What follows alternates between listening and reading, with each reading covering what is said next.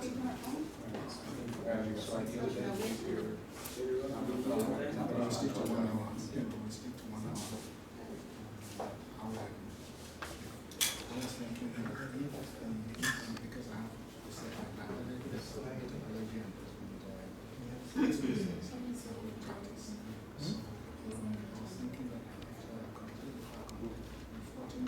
more students, both in person and online. So we are going to be online on Zoom webinar, Zoom meetings to be specific, sorry. And then primarily, we intend to run the program for about an hour and a half. There'll be a time for question and answer at the end.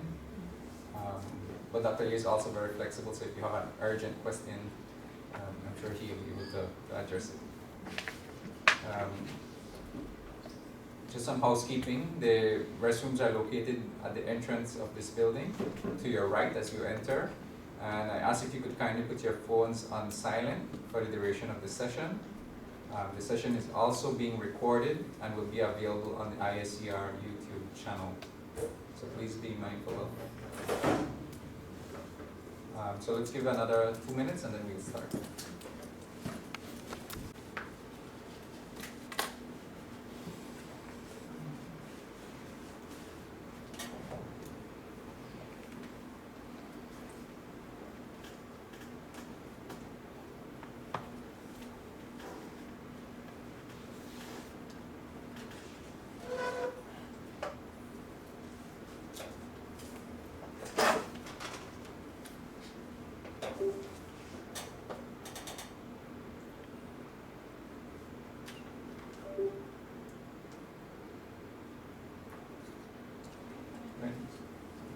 So greetings, a pleasant good morning, good day to all of you who are joining us in person and online. I would like to thank you, the students and lecturers who are present with us from the University of Belize. Thank you for being with us at this opening session of the NICH at 20 Research Lab series. Of course, in our presence as well is our presenter of today, Dr. Aondofe Iyo, as well as Dr. Abigail McKay, attending this session. We want to acknowledge you. To our friends at the National Heritage Library of the Belize National Library Service and Information System, thank you for being with us, as well as the Belize Archives and Records Service. Thank you for your partnership. Today is the 23rd of August 2023. It marks the beginning of the NICH at 20 Research Lab series, hosted by the Institute for Social and Cultural Research, one of the divisions of National Institute of Culture and History. My name is Rolando Cocom, and I'm the director of ISCR. This event is a celebration and reflection of 20 years of NICH's anniversary since it was formed in 2003. The vision of NICH, which comprises of its Institute of Archaeology, Museum of Belize and Houses of Culture, the Institute of Creative Arts, and ISCR, is to be a driving force and enabler of cultural creativity, to champion the promotion and safeguarding of tangible and intangible cultural heritage, and facilitate the development of Belize through research. Today also marks the observation of the International Day for the Remembrance of the Slave Trade and its abolition. Belize, in partnership with UNESCO and other national agencies and actors, have long been working towards improving our understanding of enslavement in Belize and its social, political, economic, and cultural legacy. Today's inaugural presentation by historian Dr. Aondofe Iyo is therefore most fitting, as he himself has been engaged in many of the research and cultural programs of this field. Before I introduce Dr. Iyo and hand over the time to him, allow me to remark on the importance of this occasion. First, we have termed this series as a research lab because we would like to nurture an environment of intellectual experimentation of ideas, research findings, and recommendations that are necessary for Belize's development. Secondly, ISCR is mandated by law to review and catalog research in the fields of anthropology, history, and socioeconomics.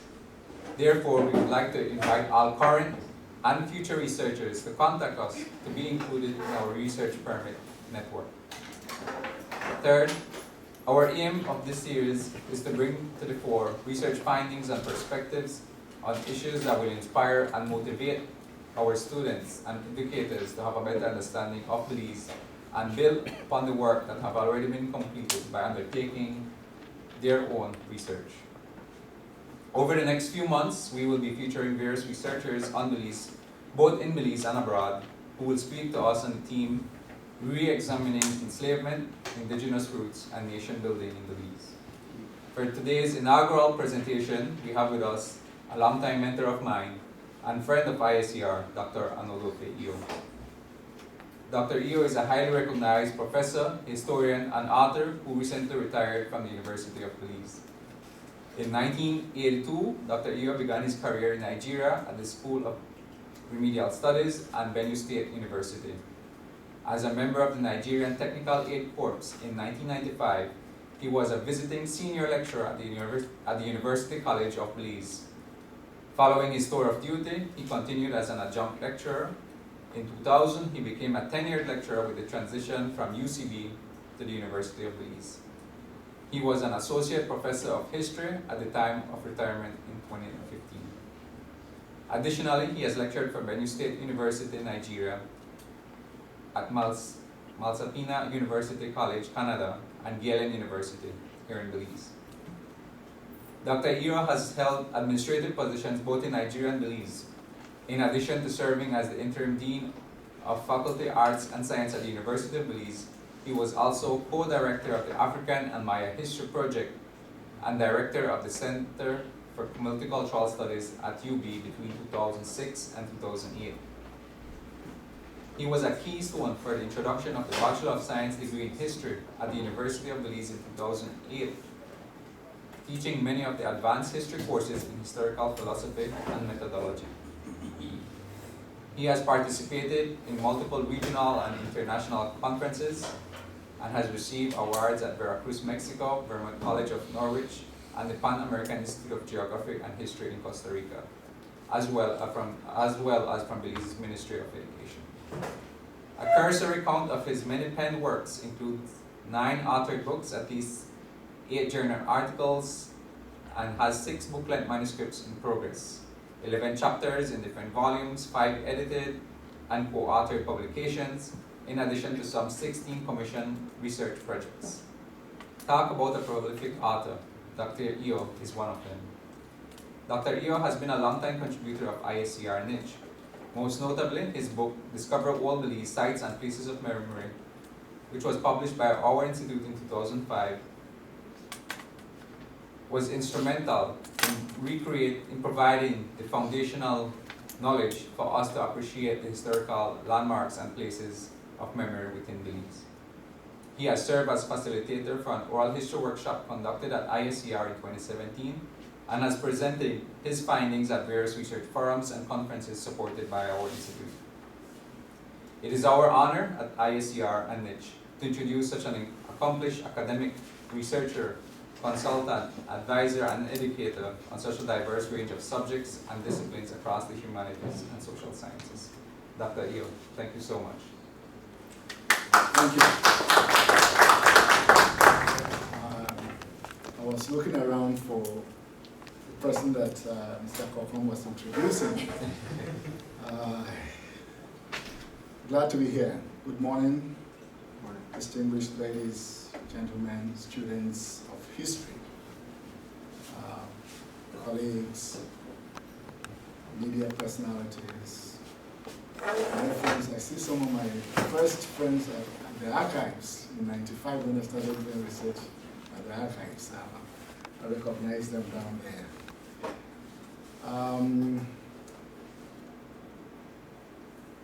I don't know where to start because the introduction was so confounding, let me use that word.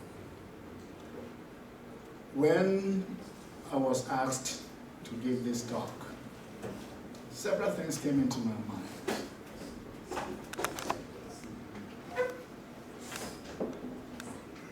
One, I want to introduce myself as a provocateur.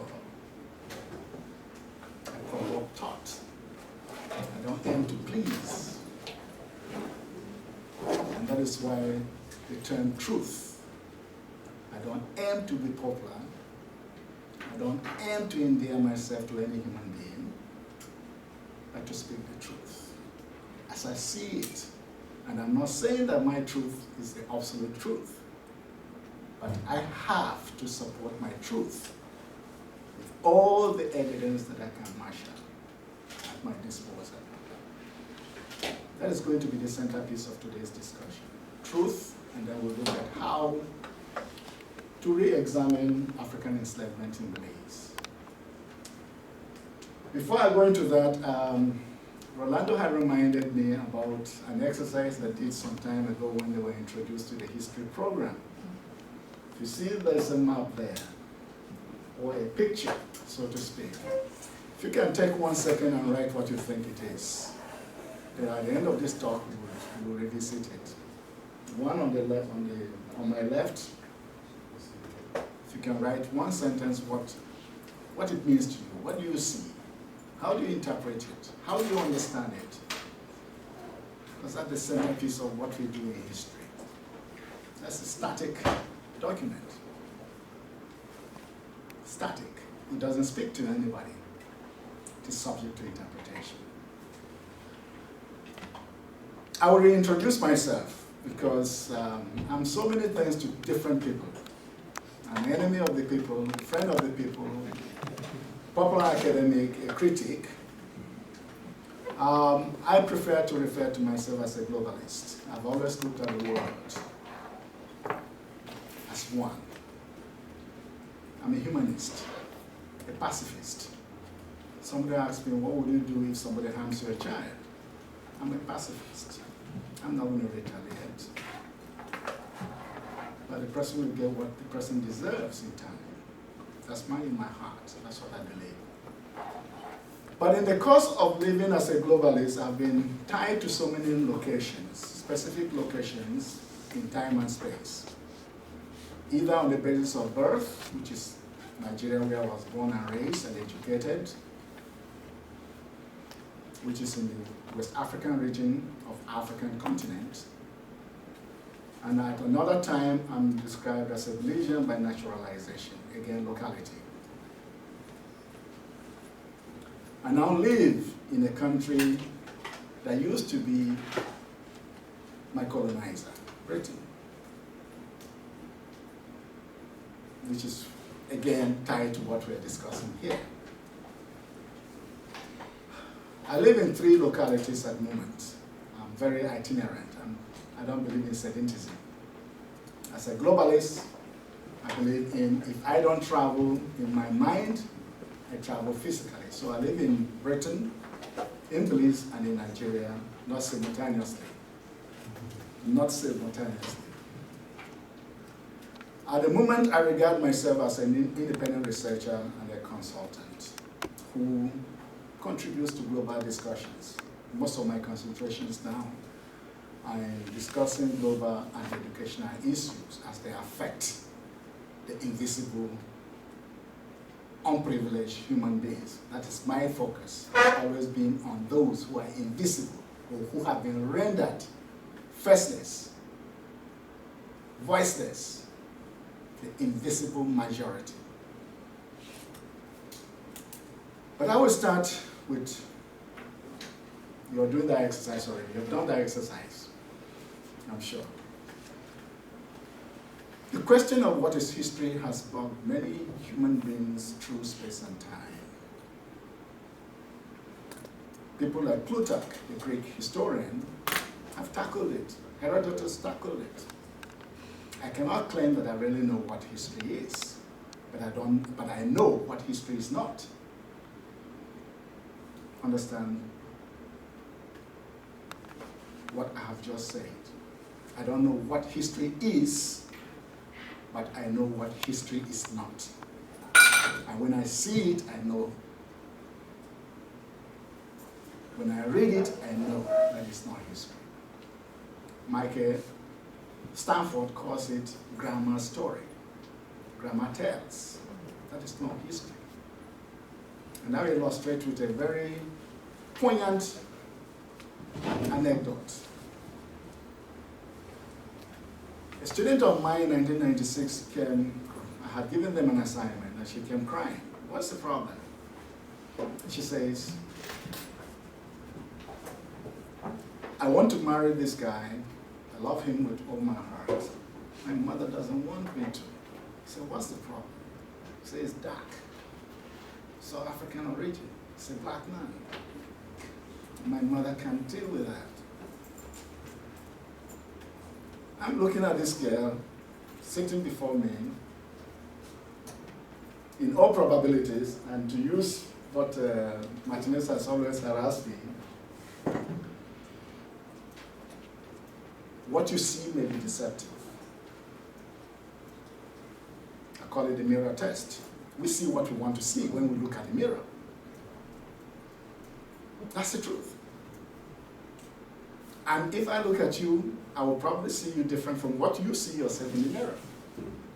So I asked her, have you asked your mother if she has any black ancestry? I say, yeah, I've seen some old pictures, but when I ask her, she says, oh, it was black and white, that's why they look black.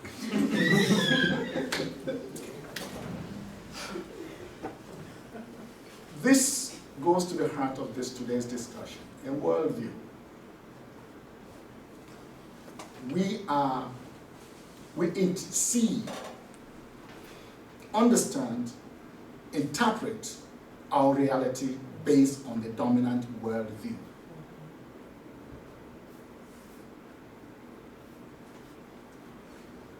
So apart from the historian, another question. What is the most next important thing in history? Assuming that the historian is important, which I assume he is, or she is, what is next most important thing in history? Hopefully these questions will be answered as we go along. The other question is it possible to go back in time to the true past?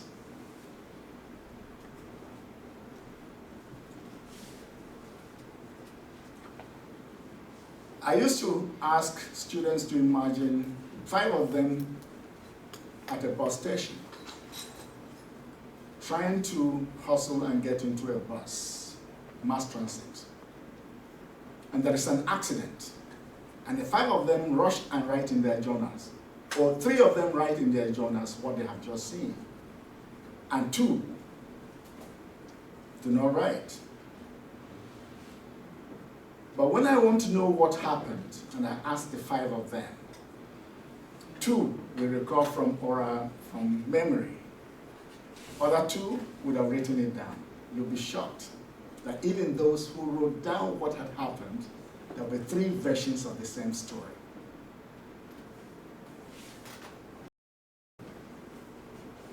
What is the constant there in the 5 versions of 2 oral history and 3 document eyewitnesses accounts? What is the constant? Can somebody just tell me what you think, what comes into your mind? What is the constant?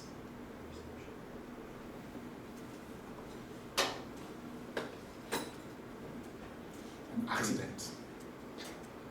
The event. That which was reported. But the interpretation of what happened is loose. Is subject to individual interpretation, individual perspective, individual vantage point. Because where you stand and look at the angle of the accident may inform on how you saw the accident evolve. That's what we confront in history. So many things written about the same event by different authors.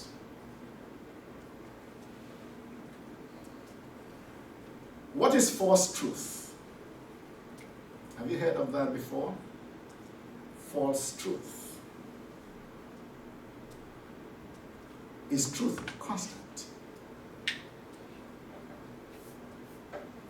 If preserved, and this is very critical for Belize history, if preserved and not lost in fire, floods, or time, does the act of committing to memory or in ink on paper give the deeds contained therein a permanence? How many of you have been to the archives? Have you seen some papers that are unreadable, in terrible state? Have you wondered, how am I going to understand what is happening, what is lost here on the edges of the paper? And sometimes that's the only thing extant, existing on what you are trying to understand, past. Those are the frustrations that historians face. So what most historians are trying to do is fill in the missing gaps.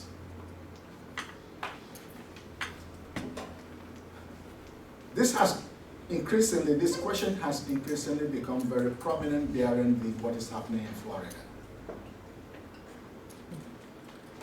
Is it possible to punish the past to warn the future? People in the past, what they did was, we're talking about, how many of you are familiar with the issue of reparations?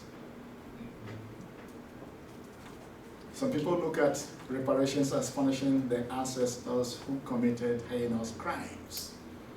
And they feel that they are absolved from paying because they were not there. So that's why I asked this question. Well, the good thing about historians is that we are like bats. We are multidisciplinary. If anybody told you that history is art or science, you have a problem. It's both. We tap into all the disciplines to help us understand the past in context, and all the contours of what happened are refracted from the diverse fields of inquiry.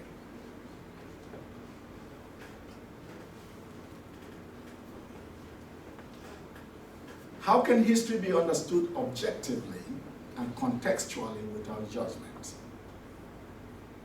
There have been large documentations on judgment in history. Can we judge the past?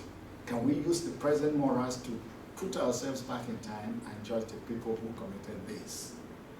On one side of school, again, historians are falling into different schools of thought. One school says, it's not the duty of the historians to judge, or the historian to judge. Another branch of historian, which is another school of thought in history, is saying that ethics, morals have always been constant.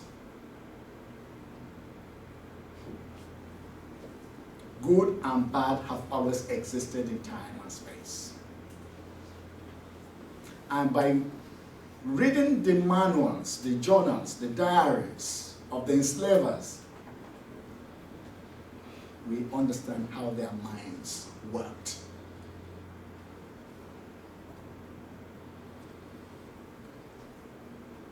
I'll pause there. If you have any question you want me to expatiate, then I will, because you might forget when we move forward.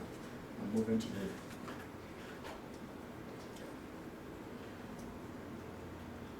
assume we're on the same page. Just to summarize, Henry Ford of the Ford Motors once declared history bunk. So history is bunk. Carlyle said history is the biography of great men. Men. Remember that women have been invisible until recently in history and in everything in society. And that is part of the problem of historians, that some historians are saying, can we balance those invisibles? Can we bring them back to the center? Can we center the periphery? Those invisible who contributed to the great men. He said, in front of every great man, not behind every great man, because that's what you hear. In front of every great man was a great woman who whispered, who advised, who taught, who reminded you how stupid you can be.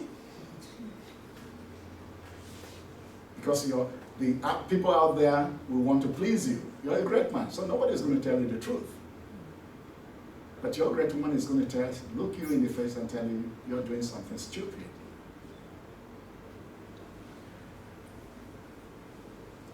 So there is an increased realization that to do history, we must understand the human pathos, what drives human beings. Greed, power, wealth, stupidity, what actually drives humans? And that is where psychology, I've talked about multidisciplinary perspective in history. You must understand psychology of human behavior. You must understand ethics. You must understand logic. I was arguing with a friend 2 days ago about the issue of reason. And I said, my studies of human beings have gone to the same conclusion with NICH. That human beings are largely stupid, unreasonable. Reason does not make us, because he said, I think therefore I am, that consciousness is when we are able to think. Majority of humanities don't think. Some act on impulse. Some act on ill-informed information. Distorted view. You hear about multiple personality. Now we know that there are psychological explanations to why people do things. So reason was once during Descartes' time was put on a pedestal. That because human beings have the power of reason, they mean well, they do well, they function well, they see things as every human being should.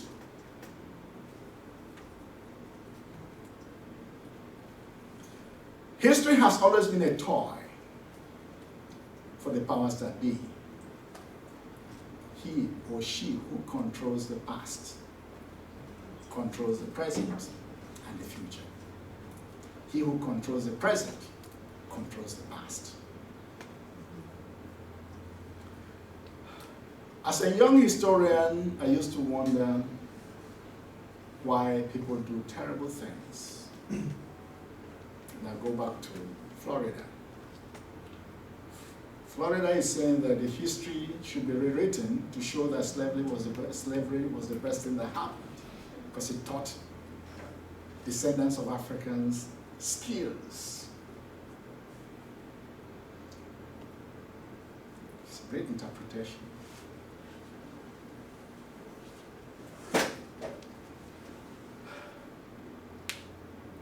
I will not respond to that because I'm going to tie it to the main subject of today's discussion, African enslavement in Belize.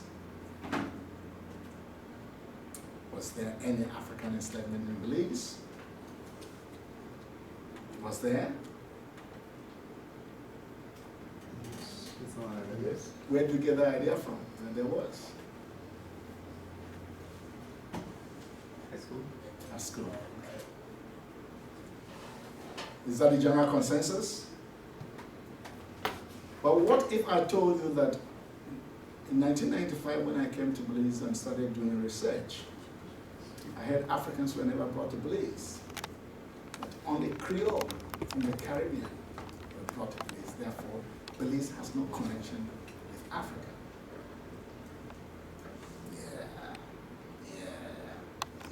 The creolization thesis. That's the centerpiece of creolization. That's what they said.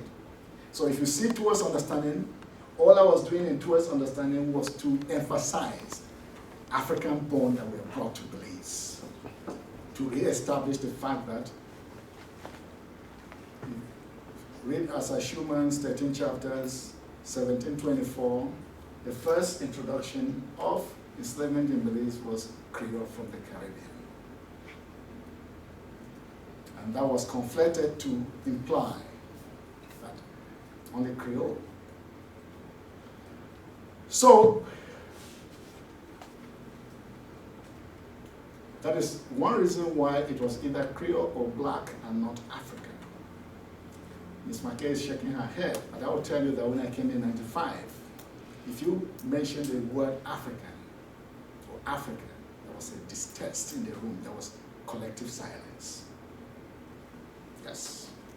I was involved with grassroots organizations, and I'm telling you, even with the Creole National Council, I was a member. With Savannah Woods, 1995 to 1998.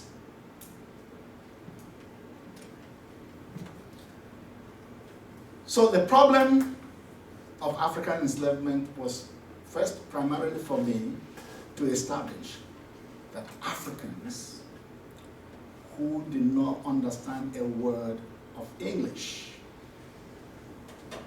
were brought and enslaved, were captured, brought and sold at the courthouse to people who bid in an auction.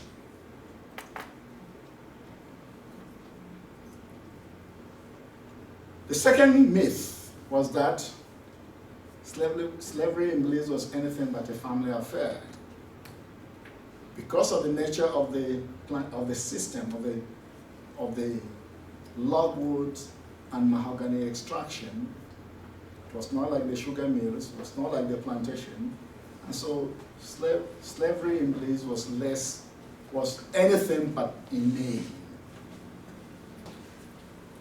Again, in most literature, you're going to find that.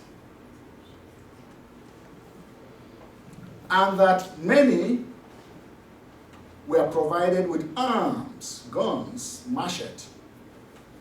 Proof that slavery was so good that even though the enslaved had access to weapons, they never resisted. They never fought. They never did anything. They loved their masters. So the onus was on proving that slavery in Belize was like any other institution of enslavement. And that the people who were enslaved were not happy about their conditions. And that they took arms in armed resistance against the system of enslavement. And that they took flight out of the Bay of Honduras, British Honduras, to seek freedom elsewhere. So the idea was to track, and my friends at Archives were very helpful in giving me many of the documents that detailed the high incidence of runaways as they classified it. And we saw the main destinations: Bacalar, Pitern, Trujillo, Omoa, Black River. To the extent that many were even able to steal boats and escape to Black River, Omoa and Trujillo. And others were able to establish underground railroads that took entire families. Because when we went to Pitern, I'll be coming to that very shortly, we found baptismal records of whole families of man, woman, children escaping and seeking refuge. How many of you have read Matthew Reston? Okay. He has contested the view of flight to freedom. If you read my essay on flight to freedom to Pitern, Pitern, Guatemala, the central thesis is on free will. Remember, at the time we are talking about late 18th century to early 19th century, Africans and their descendants were deemed less than civilized, at most less than human. They were savages, primitive brutes who needed enslavement as a means of civilization, who needed Christianity to remove their brute, savage characteristics. That was the rationale. Apart from the idea of Africans are the children of Ham in the Bible, whose children saw his nakedness and were condemned to a life of hewers of wood and fetchers of water. Those were the Christian religious justifications for enslavement of Africans. And for the moralists, the idea that these are savages. Same thing was applicable to the indigenous peoples of the Americas. They are savages, primitive savages, brutes, who don't understand any language except the whip or genocide. The whip or genocide, if they refuse to be converted to Christianity. I have discussed in the issue of free will that even in bondage and the inability to appreciate the Africans who were enslaved is because we are caught up in the worldview of the enslavers whose voices and words we read and listen to in their diaries. Could they have known what Africans were thinking in their minds when they were serving in the Great House and listening to the international politics? Because what we find out in doing the regional history, anytime there were international treaties, there were more escapes. Because they will sign treaties with Spain, Britain will sign treaty with Spain, that allowed the two to accommodate each other. We'll see an impetus in runaways to Spanish territories. And the Spanish situation was that if any enslaved escaped and arrived successfully and became converted, he, she automatically became free. So Christianity was a means of achieving freedom. So I am contesting Matthew Restor by saying that my hope of freedom does not mean, even if I arrive in my destination and find out that the freedom I perceived was not the kind of freedom I wanted, but the evidence proves that the freedom that they achieved, the qualitative freedom they achieved in San Benito Pitin and the environs around the lake where they were settled initially, they were relatively free. Even though there were geopolitical problems between the two major human beings, because the racial classification are artificial. We are all one human being. That is why if a white person has an accident, if my blood group matches his or hers, it will save the person's life. That is our shared humanity. But remember, the plasma was discovered by a black person from the United States of America during the Second World War that helped a lot of people survive. Transfusion. So, we know, based on the records that we have in Belize, the push factors, which I have discussed in the essay. The push factors. What do I mean by push factors? What pushed people to run out of this territory, Bay of Honduras, British Honduras, or Belize, to seek something elsewhere?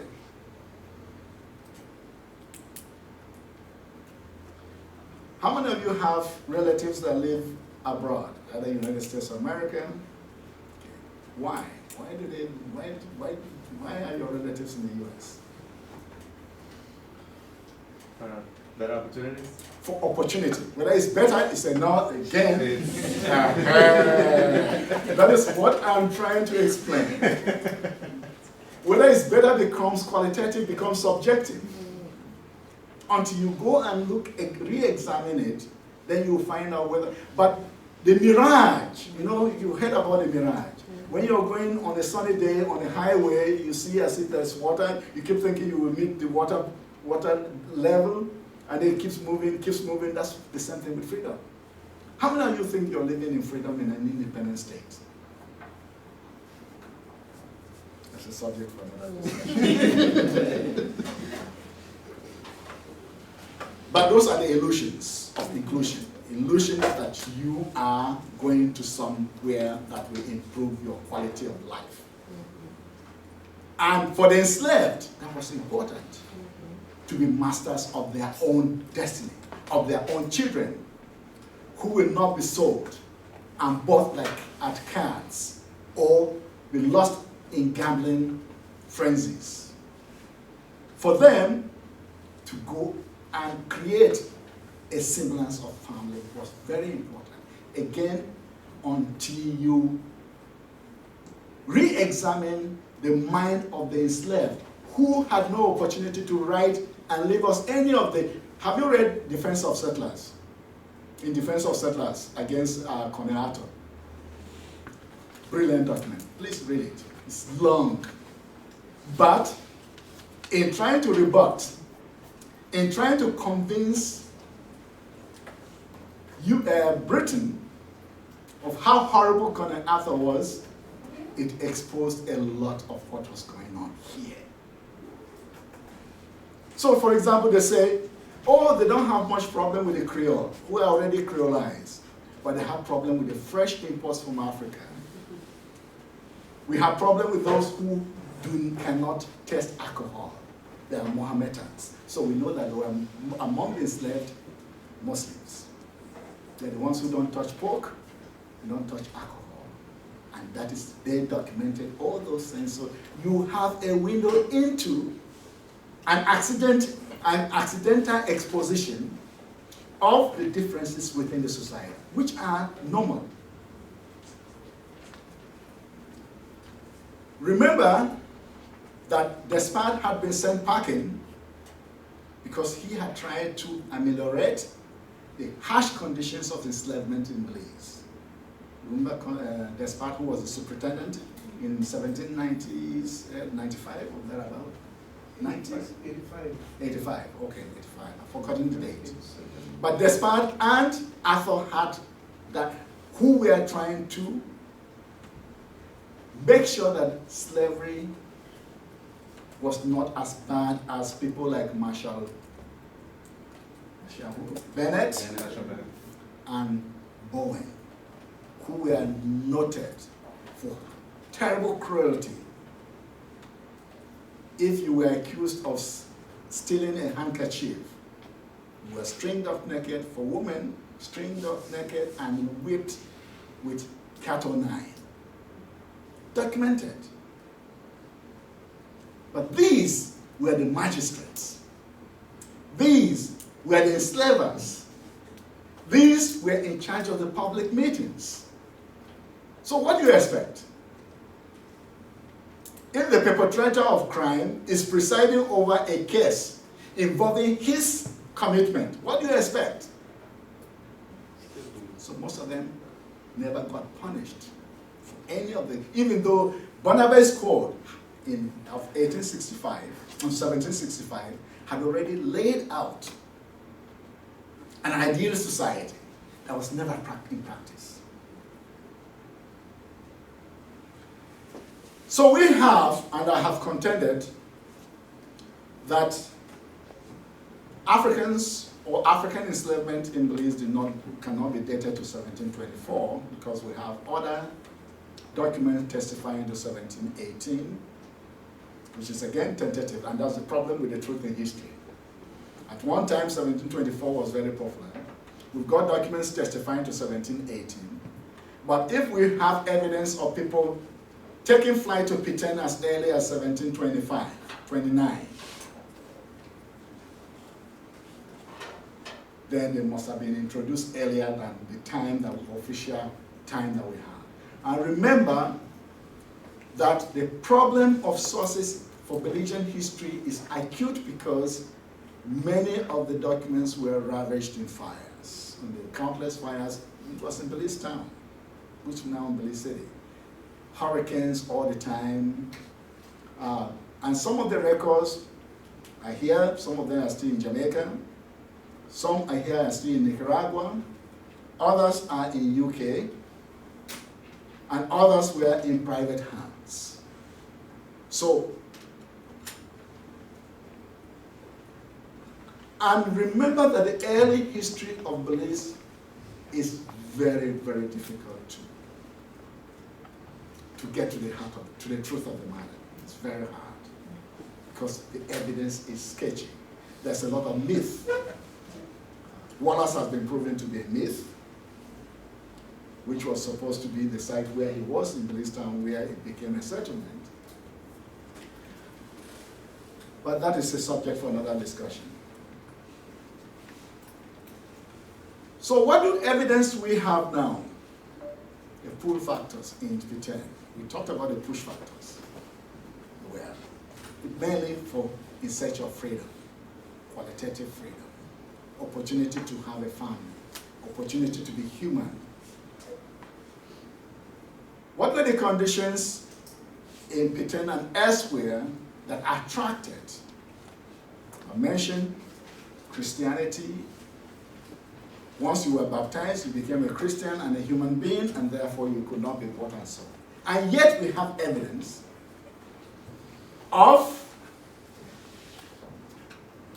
many people from Flores negotiating with the enslavers in Belize to return some of the escapees. And we have records that show that some were returned. Remember that if you read the accounts between Bathurst and the continuous strings of documents on negotiating, because the British enslavers in Belize kept saying that if we do not stem the tide of runaways, we are going to be ruined. And remember, the armed resistances had to be quelled by bringing the West Indian Regiment to Belize to suppress the armed resistance against the enslavers. So the pull factors in San Benito and the environs. San Benito was a later development, but earlier on, many of those who fled to P10 went to seek refuge among the indigenous peoples of P10. And there were a series of crises. How many of you have read anything about this? What do you suspect is going to be the main problem between the new arrivals and the indigenous people already settled on their lands?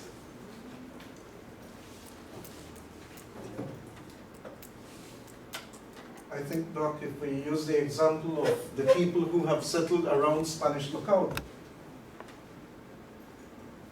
the Central Americans especially, what have you seen the dynamics there? Or you use the example of black and indigenous in the South. It still is happening today, the exact same thing. According to the accounts, even the chief, Chatter, lost it because the first problem is that the indigenous people did not want to supply free labor to the Spaniards for the construction of the highway. So when this crisis between the runaways and the settlers, the already settled population, began to happen, the Spaniards were going to use the occasion. But the main thing that we see constant cries from the indigenous people was that the black people were taking their women away from them. That was the main complaints. But there was also the issue of resources. People who flee from one place to the other need sustenance, especially if they have families. And what do you think is the main resource that is problematic in the Americas today as we speak? Dr. McKay mentioned it a few minutes ago. Land, access to land, to till, to produce, to feed your family. So if you just come in and you think you can appropriate somebody's ancestral land, what do you expect from them? Fight back, isn't it? So that became a major issue.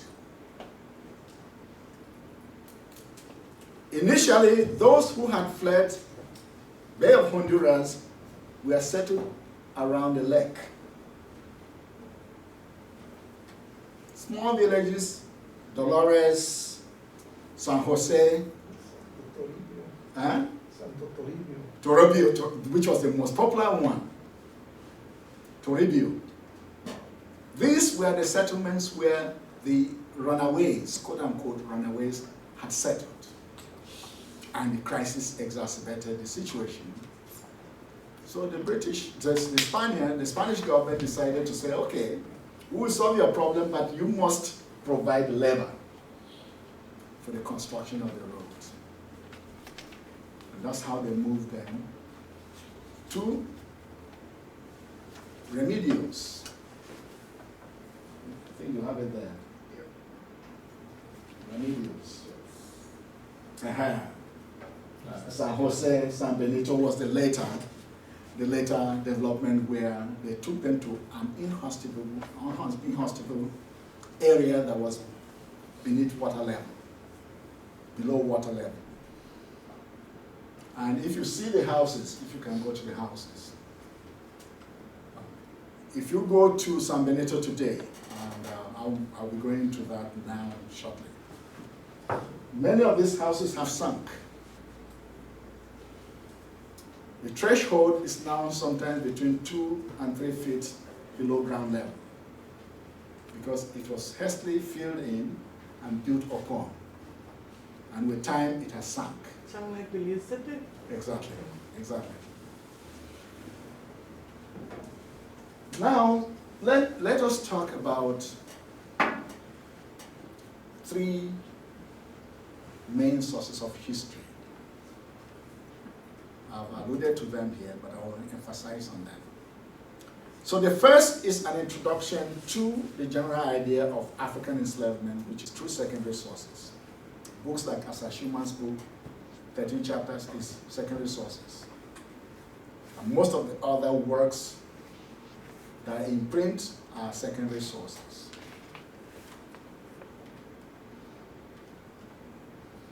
The second main source is what? Archival. And the documents are the archives that detail, that provide details of communication between Bay of Honduras and Guatemala, Bay of Honduras and Jamaica that are used to govern this place, and between here, Jamaica and UK, the Secretary of the Colonies. Detailed negotiations that you will read through the archival records.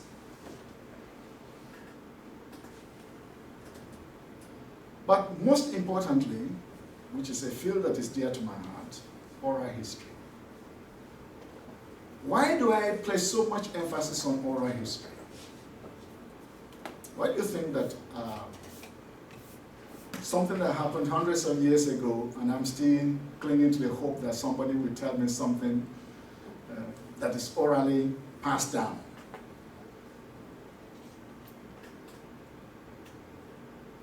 The invisible majority, the faceless, voiceless majority.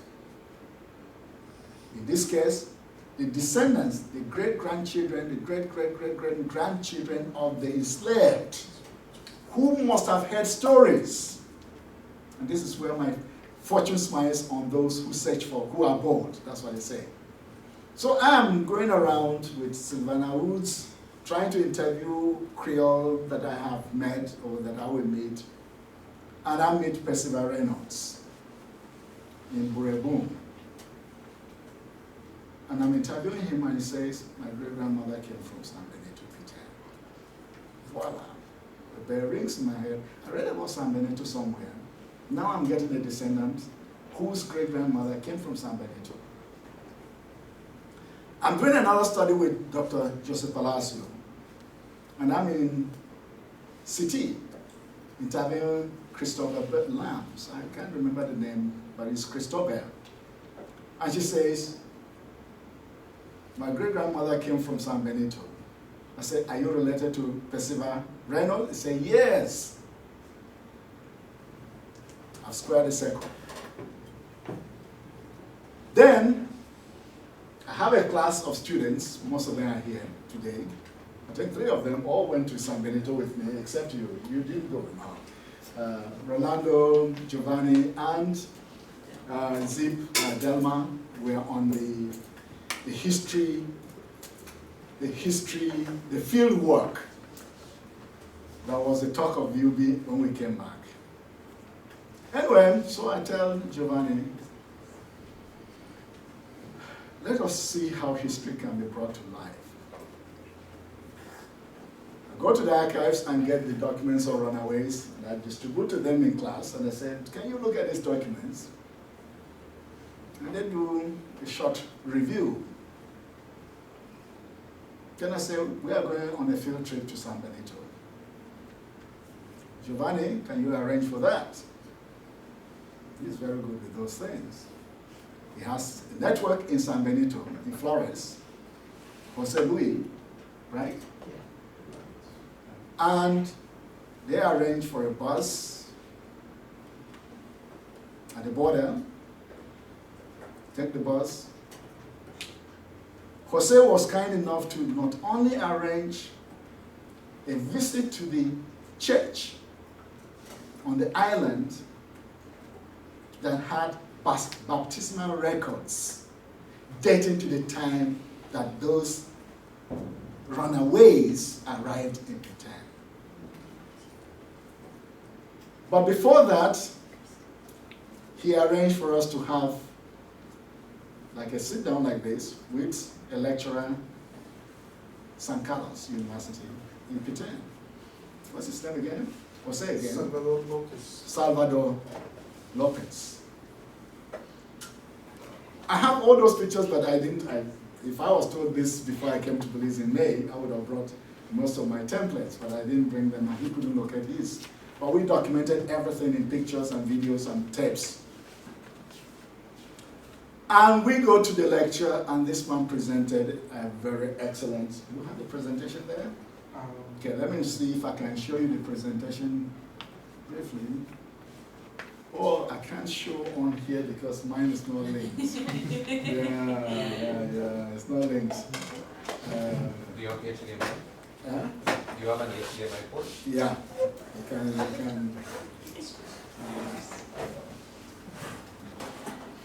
Because again, Giovanni had translated it from Spanish to English for us. And we had a major problem with majority of us couldn't speak or understand Spanish. So Giovanni acted as our main hub for translations and every other thing.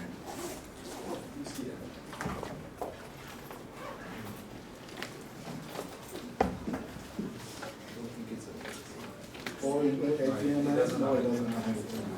It has, oh, it has.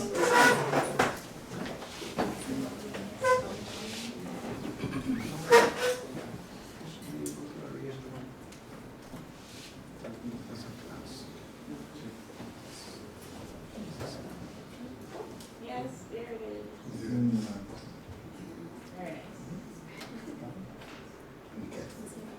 This is a lecture that we were given in San Benito, validating our enterprise.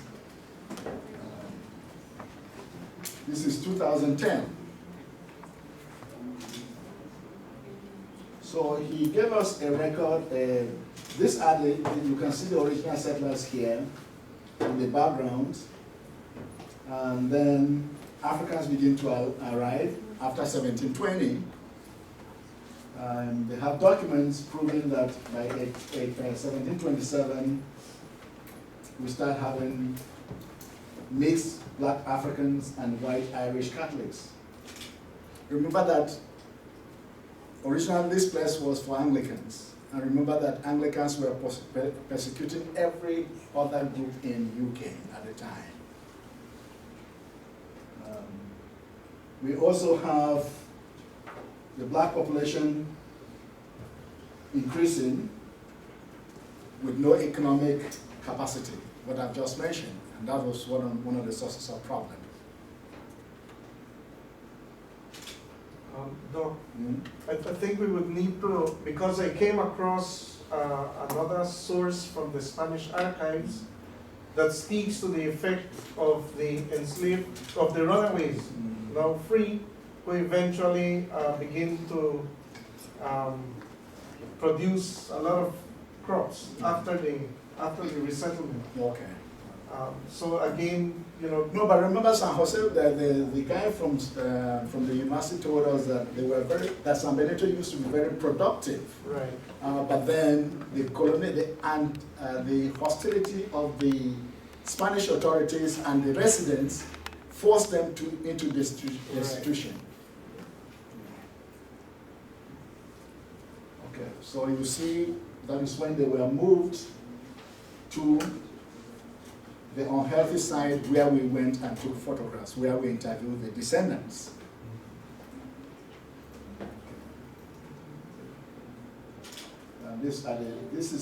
We went to this church and they have a black saint in the church. Yeah, this is the church premise there.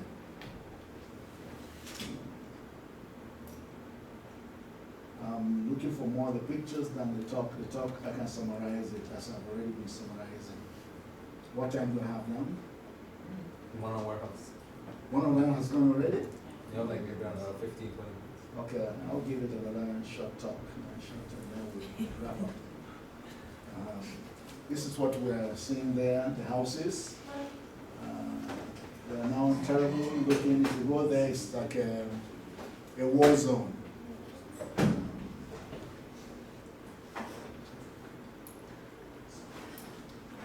This is a dance that they talked about that we were trying to investigate to find out its antecedents. Giovanni has been doing more research on that. Okay, good.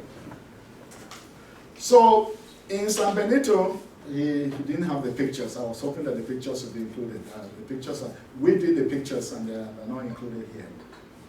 We interviewed the descendants who told us their life histories from the time of their ancestors. And one of the things that many students recognized was the fact that the majority were intermixed with indigenous people. More indigenous people than the Spaniards, because most of them were very, very dark, but had hair, straight hair, semi-straight wavy hair, in terms of physiognomy. But they were proud of their ancestry. That was one of the things that all the students recognized, that they were proud of the fact that they had their ancestors fled from Belize under enslavement and arrived to search for a better life for them and their families.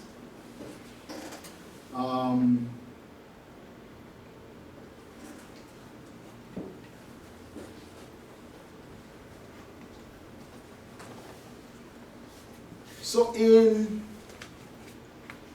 perusing the baptismal names, we see the change of names to Spanish names. I remember talking to somebody the other day and they said, I'm Black Spanish. So I said, why do you say you're Black Spanish? He said, because my language is Spanish. So the experience, when I presented this paper, the paper that was published by ICER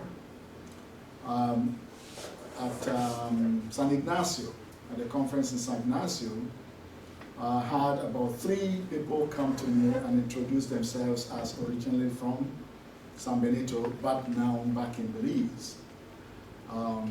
There was a back and forth. We went to Sayakche. Again, in 3 days, we were able to do archival research. We were able to do oral interviews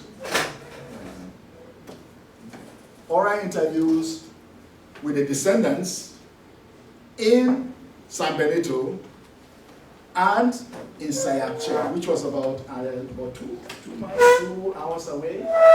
2 hours away from San Benito.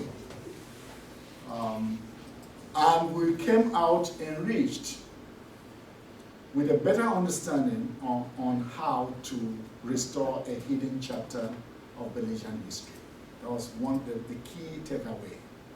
The key takeaway was that, why was this not a prominent chapter in the history of Belize?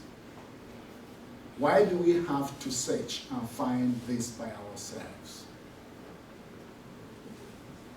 Good. Before I conclude, I asked you to do something at the beginning, so we'll go back to the beginning. Dr. Make, what do you have if I will single you out, since I know you better than the rest? Well, from the time I came in this room, I looked at that picture, caught my attention. Okay. And I've been staring at what looks like, it's of course the continent, African continent, but the artist very skillfully turned it into the head of a person with a turban. It could be a Rastafarian, it could be me. The Horn of Africa is a part of that eyebrow or something. But I looked at that, the body sitting and panning gold or diamond or any of the riches, the wealth of that's how I interpreted that. Fantastic. Stealing the wealth of the continent. Okay. That's what I saw. Fantastic. Who else wants to give me? Not my former students, because they know what we discussed already. Who wants to volunteer what they wrote about that when I asked you to write a sentence or two about what you think that picture is showing?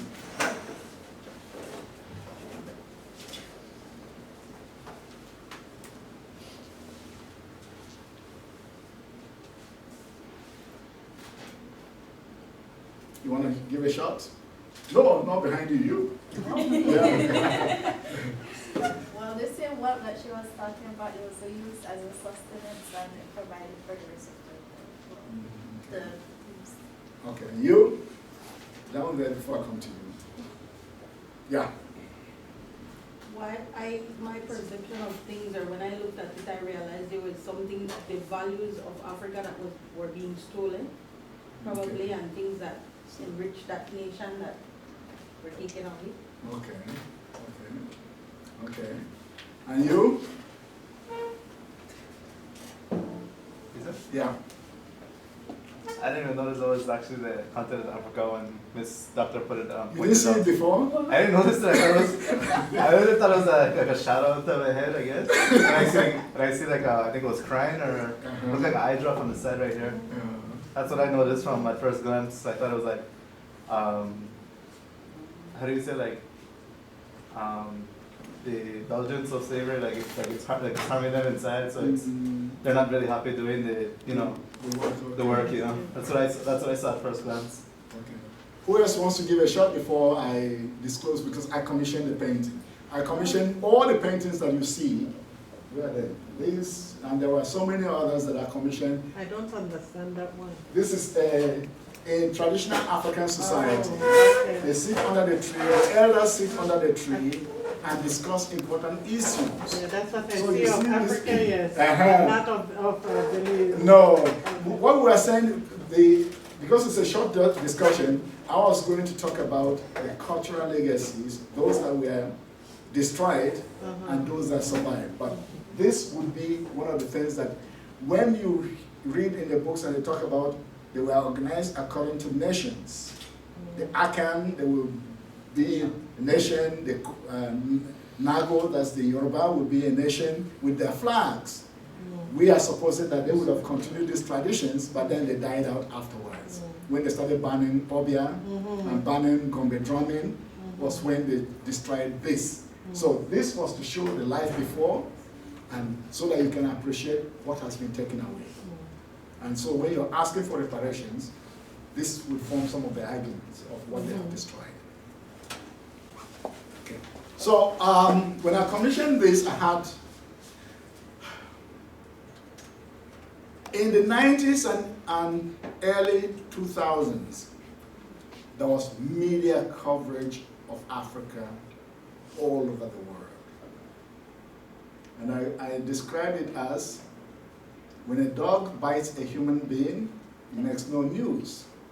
But if a human being bites a dog, it will make news. So the emphasis here was that all we read about Africa is negative.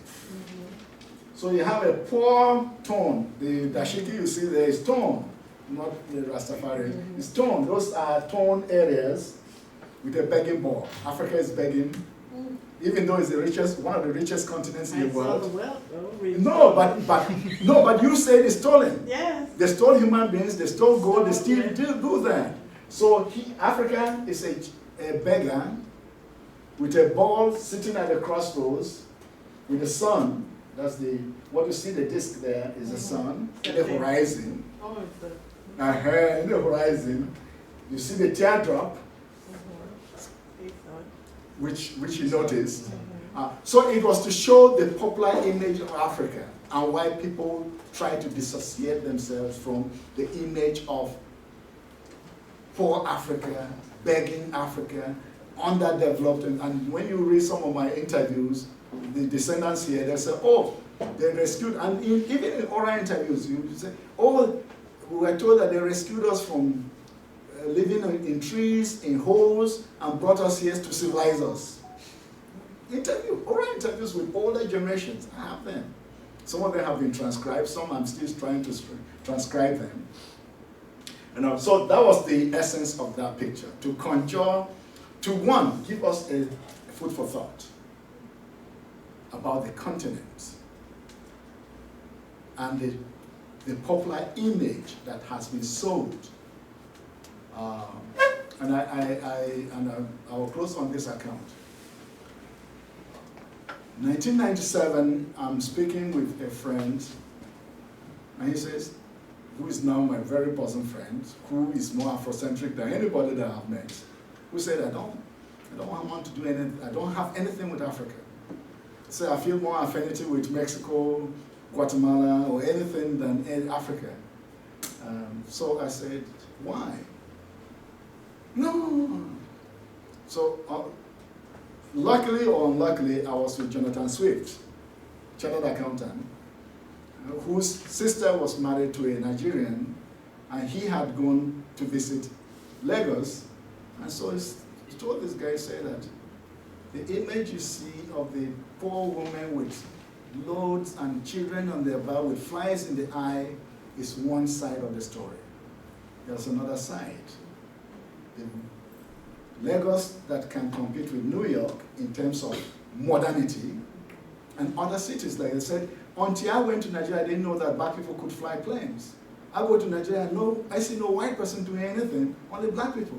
That was when I realized that black people could do so many things. But this is a well-educated Belizean who was exposed, and I met another guy who had been flying planes in Tanzania, explaining the same thing. And so this guy began to get a more different perspective. But I told him that it's sad, but I can understand, I can empathize with him. Because I grew up with, Nigeria is a very stratified society. Classes are, I used to tell people when I came here that when I came here and I see Prime Minister driving, I said, even I was challenged when I used to drive. I'm supposed to have a driver who opens the door of the car for me to get in, and he closes the door and drives. Professors in Nigeria, in the university, have drivers. Talk about the British living a legacy. Exactly. So I used to tell them that if you think the British messed up here, go to Africa and see what the British did. Because there, it lives on. So, in rounding up, we have gone, this is a whole book, African Enslavement in Belize, a whole book with several chapters. What we have done today is to give a snapshot. That one examines the issue of truth. How do we tell truth in history? Truth is not constant. Truth is subjective. Your truth may not be my truth.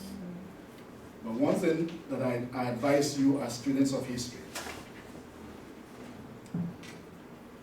Write for posterity.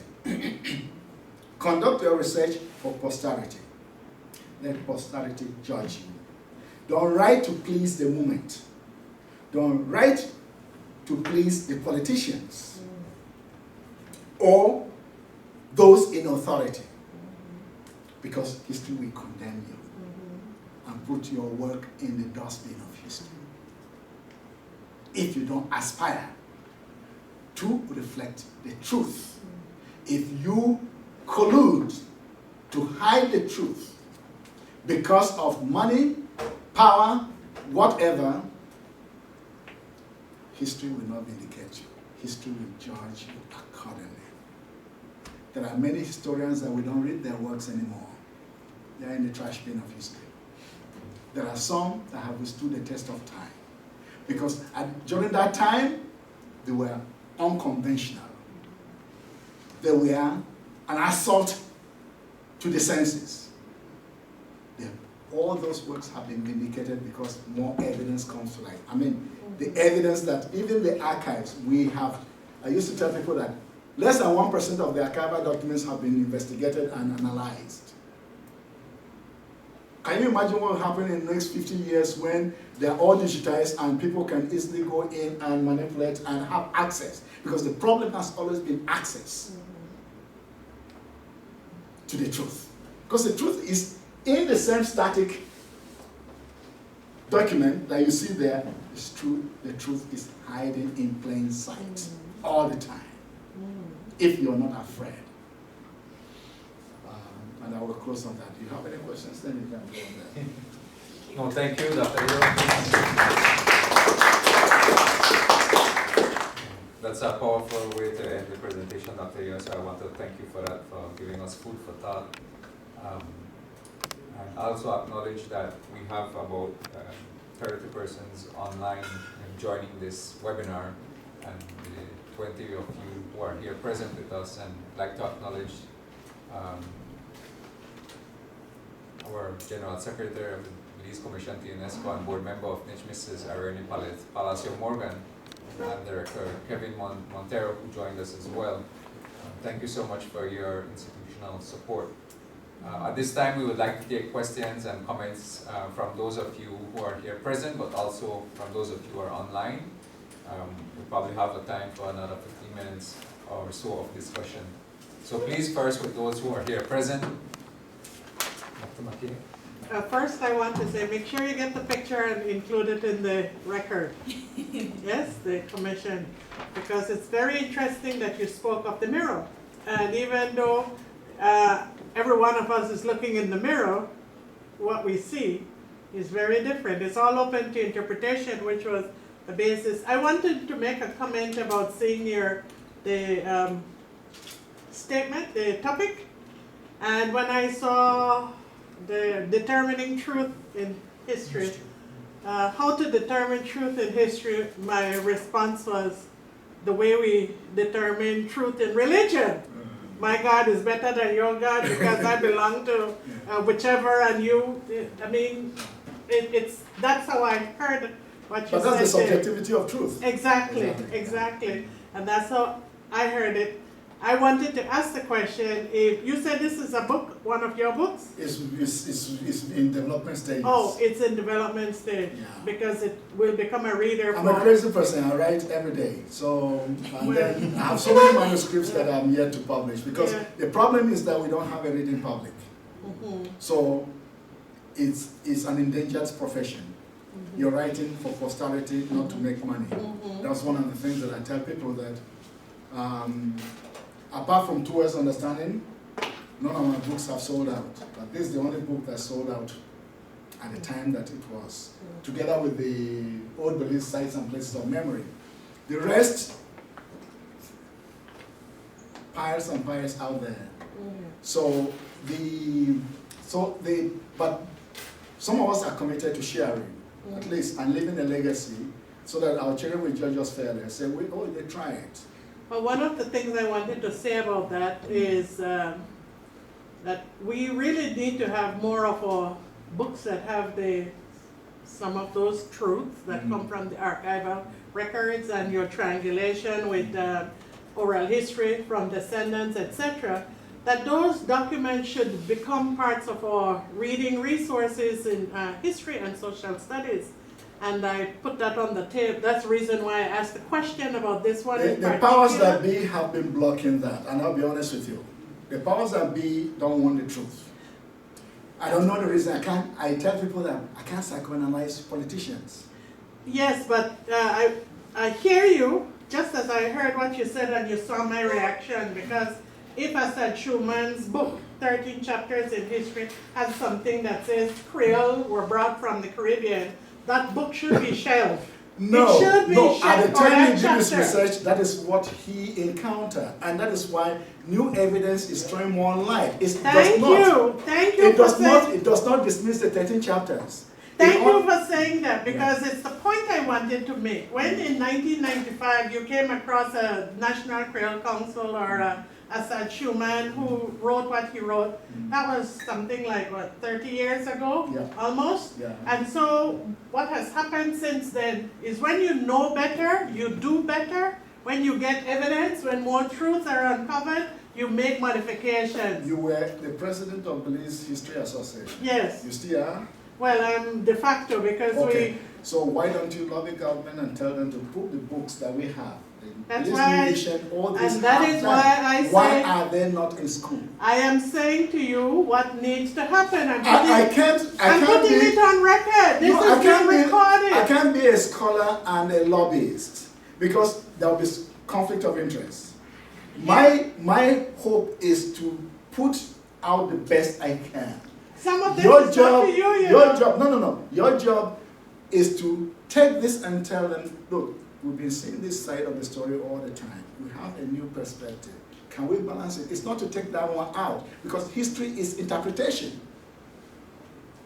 I did two things, or several things in that discourse that we had just now, and I will close it so you can get other comments. But when I put it out there, when I say what I say, it's so it is on record, because then it is what will be followed up on. Okay. We have resources. We're always hearing that we don't have enough resources for teachers. And so, in fact, the more you do presentations, the more we hear.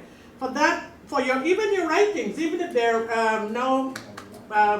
articles, etc., could be created readers for the history students and the teachers, etc. So that's part of putting it on record. That's what I'm doing. Two, I also wanted to help to move away from 1995, the piece of thing that doesn't sit well with me, to say that 30 years later, or almost 30 years later, we're at a better place than we were. We are. In terms of how we understand our African history. I tell people that if you were young in that time and you see the changes that have taken, incrementally, but we could have done better.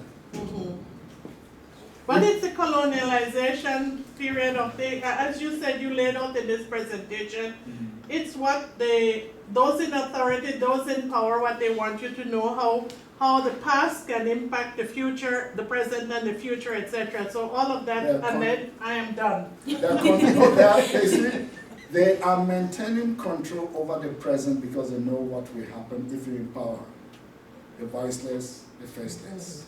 When you empower somebody who has a demeaning, and I will tell you honestly, I used to go to schools. When we were doing African and Maya History Project, I was shocked. I go to Maya villages in the south, and I ask them, what did your ancestors achieve? Nothing. So I say, have you been to Limpunit? Limpunit. Yeah. Oh, did they die? The descendants don't even connect with that. And even though we have tourists bringing money here, we have not been able to make that past come alive and become relevant to those children who still feel invisible. That's the problem. And I go to Lazaraga, I'm giving a talk, and a second year student comes to me and says, I don't want to hear any of this African thing. I said, why? So my ancestors came from Jamaica. So I said, oh, and before Jamaica, where they come from? I don't know. You understand the point? So I said, what does your father do? Catch and kill. And his dismissal of everything and belittling of self is born out of this captivity, enslaved, quote unquote, mentality. But we're saying we can restore that dignity. We can restore it by putting history in. But then when I started hearing about the Florida thing, I said, Florida is now copying from Belize. They should have come to see what we have been fighting here since 1990s. And I will go back to since 1969 when Evan Hyde came with UBAD. And yet, and then I can go back to UNIA. Can you imagine UNA, Samuel Haynes, people who were taken out of here to New York for the worldwide organization, and yet Belize is still trapped in rejecting self? No history. Exactly. Not shared. Exactly. Anyway, that's for politicians. I'm not a politician. I tell people that the only thing I do is I speak the truth and I don't care. My father told me when I was 8 years old, be well educated and you don't have to beg any human being on earth. I've seen it happen. I don't kowtow to any human being. None. Because I can get a job anywhere in this world. That's what you have to learn. Because if you are held hostage by a neophyte called a politician, you're in trouble for the rest of your life. Because you are always looking over your shoulder. Did I say something wrong? Am I going to be penalized? Am I going to suffer the consequences? You have to learn to escape that. That's what knowledge does. Proper knowledge. Not memorizing and regurgitating. Any other questions for Dr. Eo?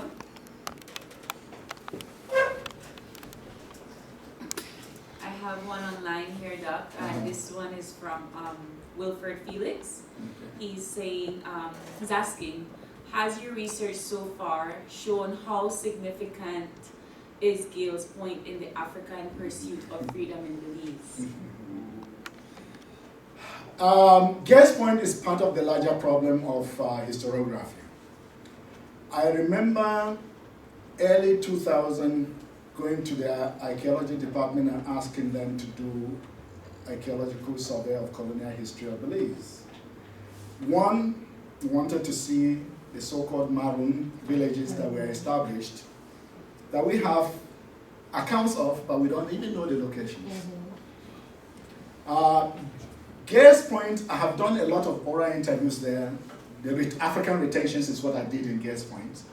So and for a long time, I remember giving a talk and somebody, a prominent person in the what's the other department under NICH? The one with Belize Institute, Belize.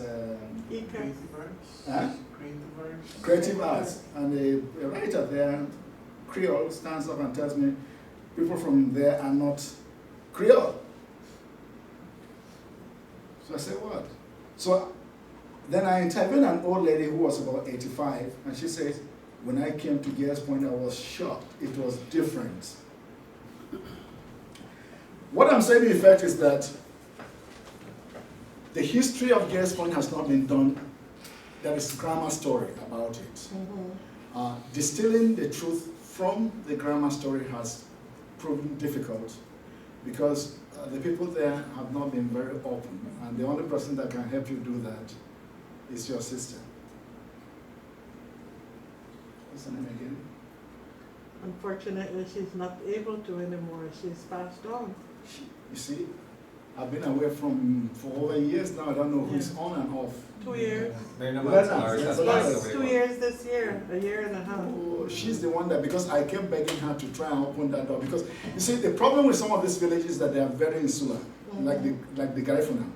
It's difficult to penetrate their worldview. They are very protective of it. So you have to get somebody who is within that can do that investigative research and come up. Because I've interviewed many people there, but the interviews are superficial. I see the cultural manifestation like the food, the music and everything, but in terms of their roots, has been difficult. So only somebody who is from there that can do that kind of. We should acknowledge too, though, the thesis from Rita Mayhai as well as one of the shall we of us understanding one of her conclusions was that Gales Point is a secondary maroon settlement. It's not primary. And actually, Gales Point received a lot of people from Soldier Creek.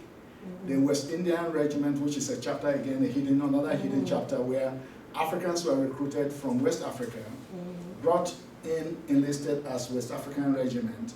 They were disbanded in Belize here and settled in Soldier Creek. And many of them moved out of there. So the land is still Soldier Creek, and some families may be able to trace their land there, but many of them moved elsewhere, and Gales Point Manatee was one of their destinations. I interviewed one person in Moscow who came from that descendants of the Africans who came. And the problem between the Africans who were enlisted in the army and the indigenous black people here was so rough, because the enslaved looked down upon them, and the West Indian Regiment from Africa were looking down, so it was this tribal rivalry. It's the colonization. It is important to put that into the discourse, because we have to go back to that. Divide and conquer. That's right. Yeah, so when we say those things, even up until today, that was the skillful that still exists to this day. Skillful colonization method of pitting one group against the other. Carter Woodson discussed it fully in his book, Miseducation of the Negro.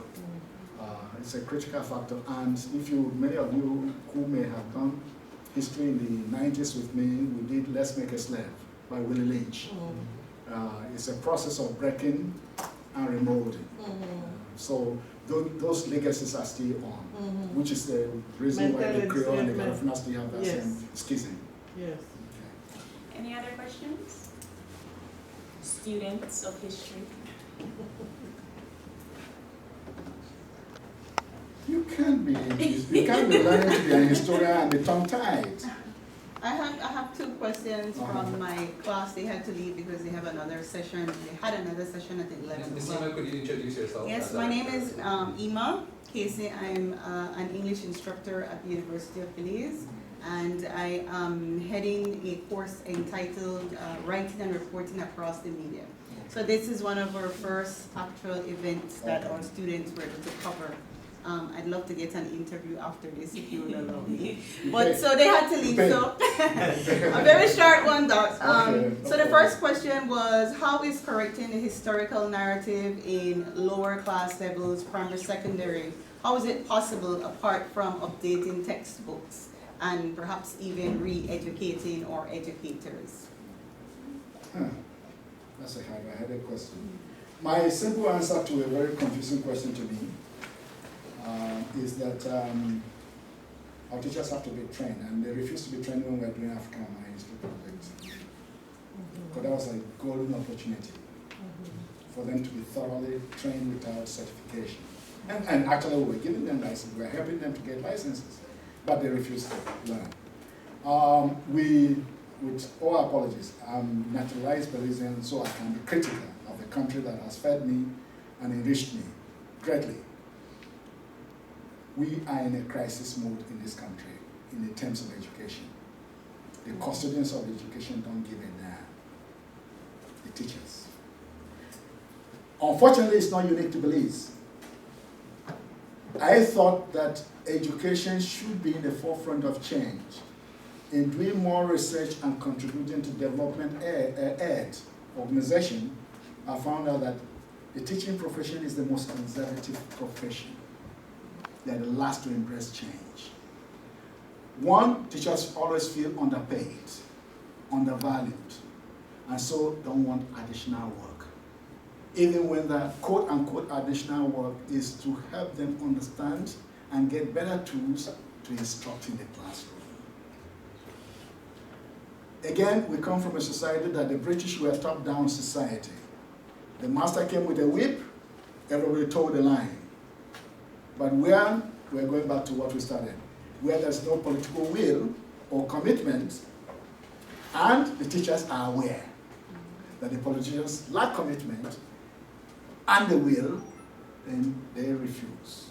So they are trapped in the old mode, and so our education system will be the last to transform. That is why I went into public education. I realized that classroom was not helping me, so writing on topical issues, even if it's read by one person. I mean, when we started a history program, and I used to tell the people who were, I said, we just need few students to enroll in the history program. They will multiply. It will multiply. Sow the seeds. And I've seen it in my lifetime. Not many people in their lifetime see the manifestation of change. So, again, I will tell you, lobby the politicians to open up change as the centerpiece of education. May I suggest something? Mm-hmm. I believe what is dear to you in your 3 history documentation is also a critical component, because we have anybody who is 60 or 70 years old can come and tell you history that is 150 years old, because they can tell you of their grandparents and great-grandparents. So we love storytelling. So in your language class, we should use how was a neighborhood built? How was a village built? Those kinds of things bring people in to tell the story that will help to generate some history. And also, it's a methodology. Oral history is a way. Oral history is a means. Current history. It's a means. Where people were on the eve of independence. Anybody who's over 42 can speak to that. Yes? So those are some of the things that you could work with. Thank you, thank you. My second question, what is your practice to curb inevitable biases imposed on you as you continue to explore the truth of the history of enslavement in Belize? What are the negative? What is your practice to curb what is obviously the way that we've been functioning here in this country, to dismiss that reality? How do you go about navigating your research? If I knew, trust me, I would. Because I've been knocking on the door. Anybody who knows my history in this country, I used to write in a mandala. That's how I started. I used to write in a mandala in 1997, 98, and before we started the program and things like that. I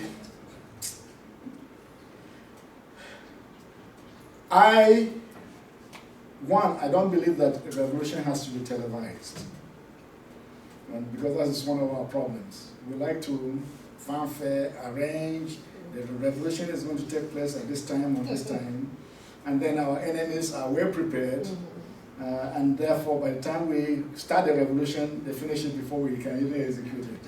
So that question will reveal some of the tactics I've deployed to wear down the opposition, because the problem is that the opposition will always be there. They have something to protect, and they know what they are protecting. The thing is to enlist more support by people who are like-minded, build alliances with people who are like-minded. Many people will tell you that I had strange alliances. Emery King was my worst adversary, and we turned out being the best friends.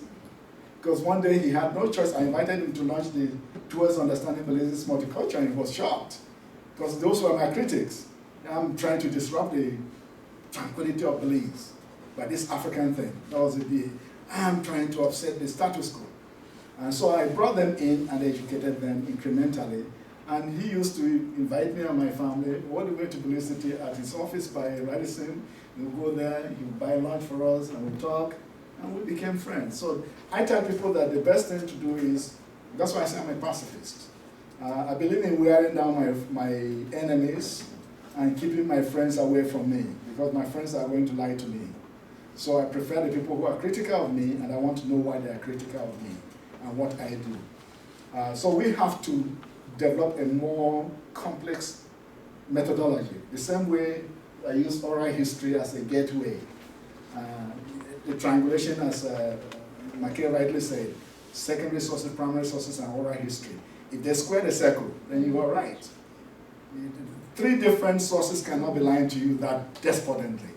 So I will not give you my tactics or proposed tactics. I will just say that if you have a shared vision, you have to see the best way you can sell it to your enemies. And the UBAD book will be coming, just announcing, UBAD book will be coming out shortly. Again, my tribute to those who came before us and fought this battle, and I know how bruised they were when I arrived here. I know how bruised they still are. So I knew the dangers of this field, I'll be honest with you. I had no illusion whatsoever that what I was dealing with was something that could end a career, and it had ended many people's careers in Belize. Maybe I'm the lucky one. I never got retribution that went beyond labor abuse or writing a newspaper to abuse me, that was all. That I sleep soundly. I used to tell my students that when people hate me and said terrible things about me, I'm doing the right thing. Because when you're doing the right thing, nobody's going to praise you. Yeah. There's one more question, last question. Yeah, I just want to, just adding something to Iman's first question, I want to encourage lecturers. When Dr. Eo first came to the archives in the early 90s, I was there to meet him. We worked closely, very helpful. Actually, you know, with I his paid them research, accolades in my book. right? Just like how, and I just want to link it together, just like how you have oral history, you have secondary, and you have primary, you have researchers with different personalities as well. Dr. Eo, Emory King, Asad Schumann, but you listen to all of them and you could put it together. I want to encourage lecturers and historians.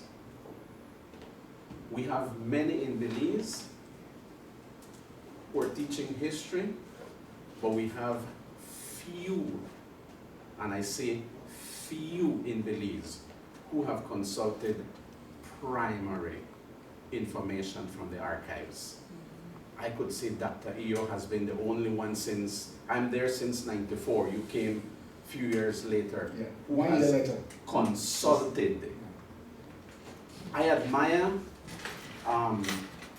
Ines Sanchez, when he used to give his students homework or paper to write, and he would say, go to the archives. Don't think you will go and copy some information from some book and bring it to him. You know why? Because he has been there and has done the research. So don't come to him and say, they not got it. That's not true. He knows it's there. So I want to encourage you to not just use books that historians have copied and pasted, because they're carrying some wrong information which is not true. Thank you for that. That area, I can take I love that because libraries and archives are our gateways to the truth.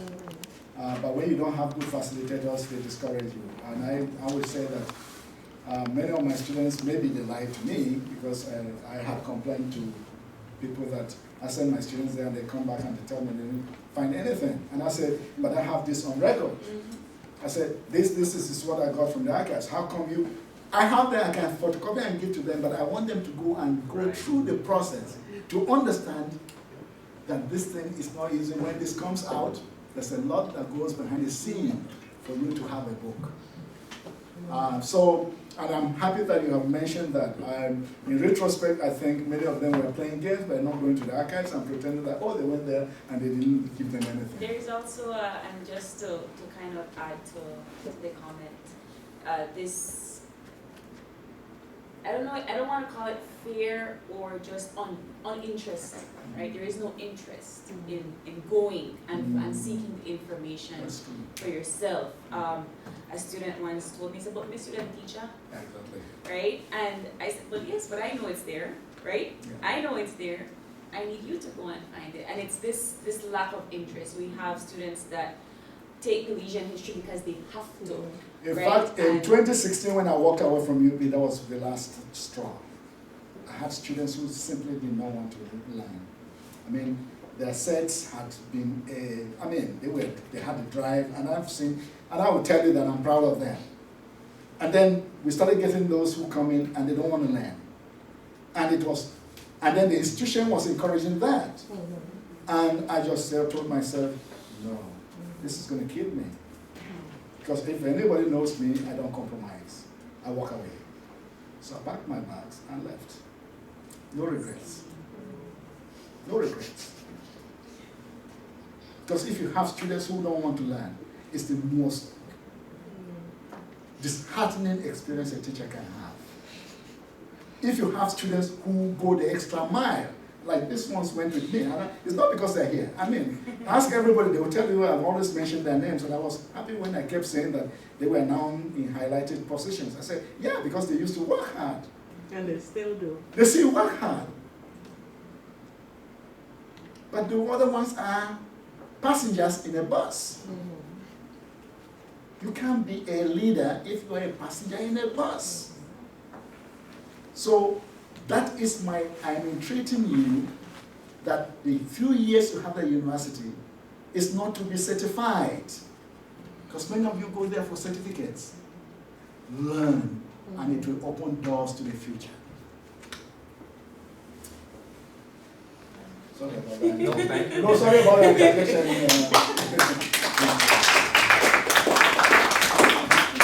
Thank you, Dr. Dio, for your presentation and interventions on African enslavement in Belize, how to determine truth in history. Our next presenter will be Dr. Rajeshwari Dutt, a historian on Belize who has recently published a paper entitled Emancipation and Imperialism in a Borderland, the Challenge to Settler Sovereignty over Slavery in Belize in the 1820s. She is scheduled to speak with us online on September 27, 2023 at 9 a.m.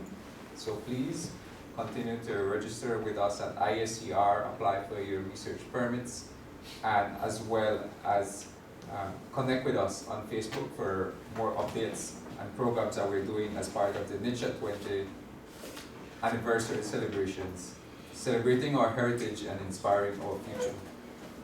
One addition.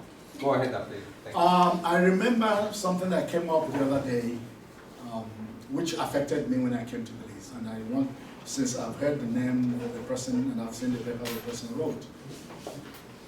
When I came to Belize in '95, the biggest problem I had, which still is a problem because I've been hearing it repeated oftentimes, not against me now, but for other people.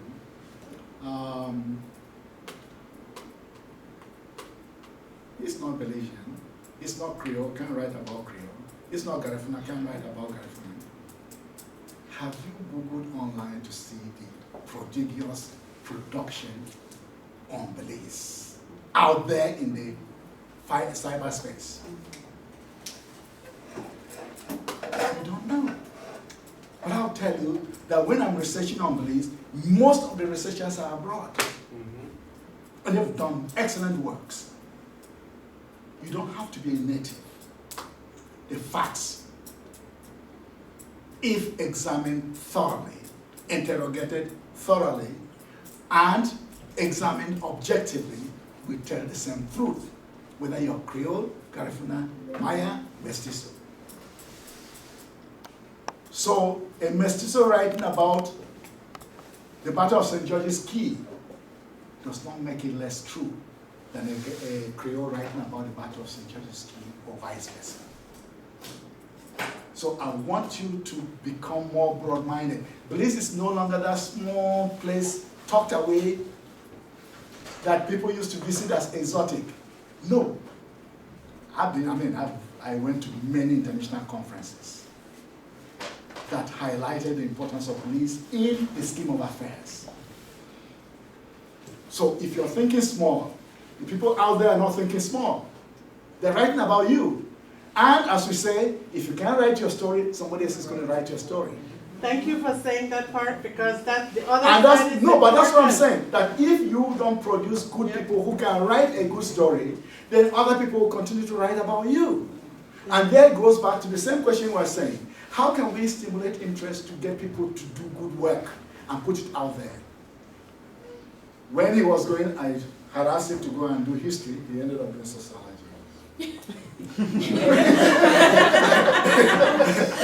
Delma continued in history, which is good. We want more historians. We're trained, not certified. We're trained to be objective to understand what it takes to put out a good quality work. Then whether you're Creole, Maya, Estizo, whatever you are, will not determine the quality of that work. So I want Belizeans to be more embracing. If they can critique it on the basis of facts and figures, I have no problem. But if it is just a biased attitude towards somebody who is deemed less than Belizean, just like they were using Africans were less than human, then you're doing the same old mistakes that we are trying to move away from. George